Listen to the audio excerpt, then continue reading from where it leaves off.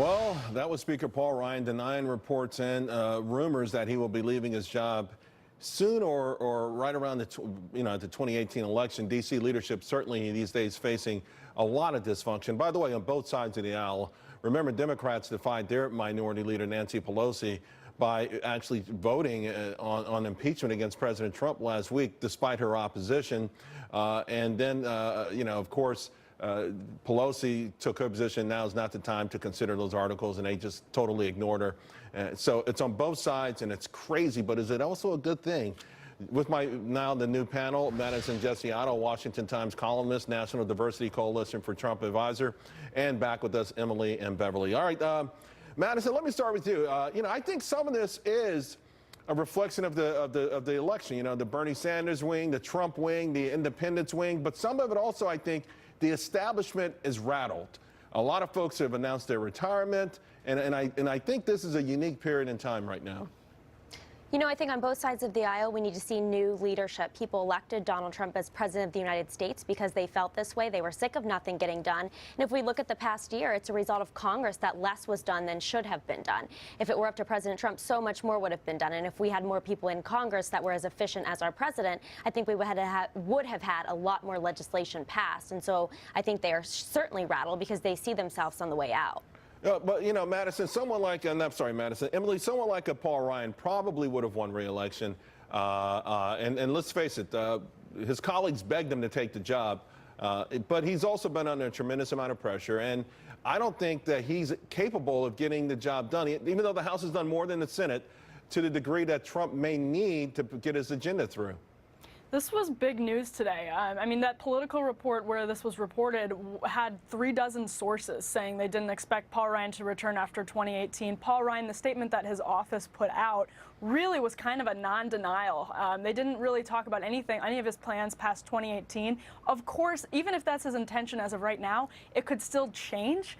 But I mean, what Republicans need to start thinking about is, if not Paul Ryan, who?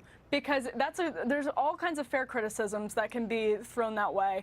But the question is, who could possibly be a viable replacement for Paul Ryan? And this means Republicans really, really need to start thinking about coming up with a good answer to that question. Beverly, I would suspect the Democrats need that answer as well, particularly since I think the average age of leadership is between 70 and death. Exactly, and I will say, just to what Emily was saying, the name I keep hearing floated around is Steve Scalise as being a potential speaker if Paul Ryan did step down. But yeah, when it comes to Democrats, I think they're looking at where does this party go. So even the impeachment articles that Nancy Pelosi, I think rightly, is saying they shouldn't do, I think she's smart enough to know it's probably not going to go anywhere if they do that. They need to start talking about what they're for. A message of anti-Trump is not going to be enough. Hopefully they learned that for themselves in the past presidential election, but it seems to me that they haven't learned that lesson because we're not hearing about what they're for, and I think that's what Democrats need to do. In Madison, this youth movement, we don't see a lot of these younger leaders stepping up. I know they're out there. I know they're in the pipelines, but the establishment has all of the money. They make all of the rules, and they find a way to stay in office for eternities. Can they actually get it done? Do you think they can find enough of a groundswell to get around all of those obstacles? Well, one of these things that a lot of people have been talking about now is term limits, and I think it's gaining a lot of support and a lot of momentum because people are sick of the same old, and they're sick of people who have been around for 20, 30 years who continue to serve themselves instead of, serving their constituents.